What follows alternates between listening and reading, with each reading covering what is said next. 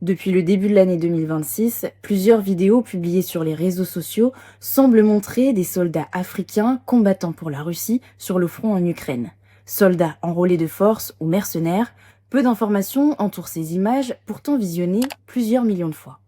Ici, vous pouvez voir un groupe d'hommes dans la neige portant le treillis militaire et des armes. Ils chantent. Des paroles qui s'apparentent à un chant de guerre utilisé par l'armée de résistance ougandaise lors de la guerre de brousse entre 81 et 86. Dans cette autre vidéo, un homme africain porte une mine anti-char autour du cou. Il est menacé par une arme et criblé d'insultes racistes par un soldat russe qui lui ordonne d'aller au bout du souterrain pour faire exploser le bunker ennemi. On a interrogé un chercheur spécialiste du recrutement russe de combattants en Afrique subsaharienne. Ce sont des vidéos qui sont diffusées par des sources ukrainiennes et qui sont apparues il y a quelque temps sur les réseaux sociaux. On n'est pas sûr que c'est pas l'IA.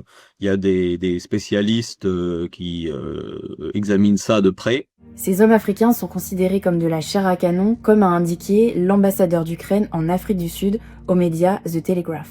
Ils sont envoyés très souvent dans les unités les plus exposées, donc les unités qui sont en première ligne, et des unités en effet que, comme vous dites, on utilise comme un peu de la chair à canon, puisque on les utilise pour détecter les positions ukrainiennes, par exemple, où on les envoie vraiment dans des missions très très périlleuses, voire suicides.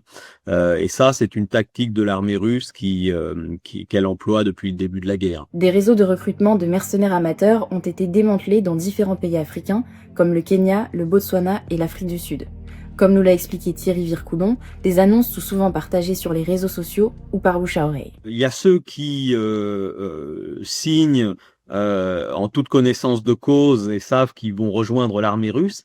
Et puis il y a des gens, et c'est la majorité des témoignages, qui déclarent que ils pensaient obtenir un job dans les secteurs civils, dans des métiers civils, ou au pire dans des fonctions logistiques de l'armée russe, c'est-à-dire pas dans des fonctions combattantes. Si les vidéos de ces dernières semaines mettent en avant des combattants qui semblent ougandais, plusieurs autres enquêtes journalistiques ou images ont montré que ces réseaux étaient actifs dans d'autres pays africains. En novembre dernier, le président kényan William Ruto a par exemple demandé au gouvernement ukrainien la libération de Kenyans détenus dans cette zone de conflit.